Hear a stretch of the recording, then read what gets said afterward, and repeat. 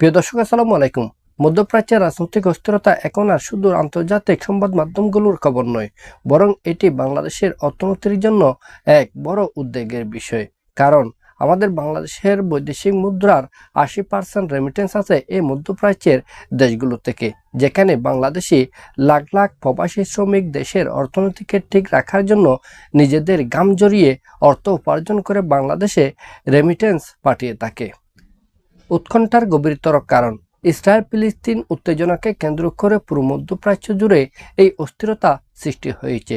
বিশেষ করে Lebanon, Yemen, Iraq, Iran, কাতার সহ অপরাপর মধ্যপ্রাচ্যের দেশগুলোতেও এই উত্তেজনা ছড়িয়ে পড়ছে।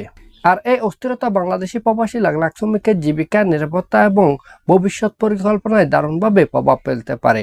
হয়তো কেউ চাকরি হারাতে পারেন, আবার কেউ বা দেশে ফিরে আসতে পারেন, যার ফলে বাংলাদেশের বৈদেশিক মুদ্রার রিজার্ভে দারুণভাবে প্রভাব ফেলবে। ব্যাংকিং খাত, আমদানি রপ্তানি এবং গ্রামীণ অর্থনীতিতে দারুণভাবে প্রভাব পড়তে পারে। এখন কথা হচ্ছে, আমাদের সম্ভাব্য করণীয় এবং কৌশল কী হতে পারে। প্রথমত, বিকল্প শ্রম বাজারের অনুসন্ধান করতে হবে। বিশেষ করে আমেরিকা, ইউরোপ, আফ্রিকার দেশগুলোর দিকে আমাদেরকে নতুন করে নজর দিতে হবে, আমাদের ডিপ্লোমেসি বাড়াতে হবে।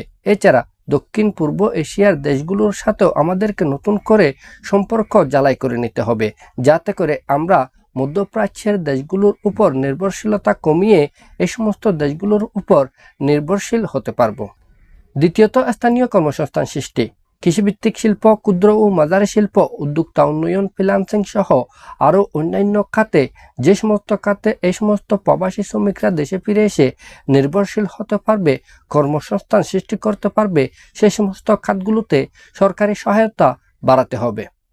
আর এভাবেই আমরা আমাদের সংকট থেকে কাটিয়ে উঠতে পারবো। আশা করি সংশ্লিষ্ট মহল এই বিষয়ে এখন থেকেই ভাবা শুরু করবেন, এখন থেকেই কাজ শুরু করবেন। আমাদের পরবর্তী ভিডিও পাওয়ার জন্য আমাদের এই চ্যানেলটি সাবস্ক্রাইব করবেন। সবাইকে ধন্যবাদ। আসসালামু আলাইকুম।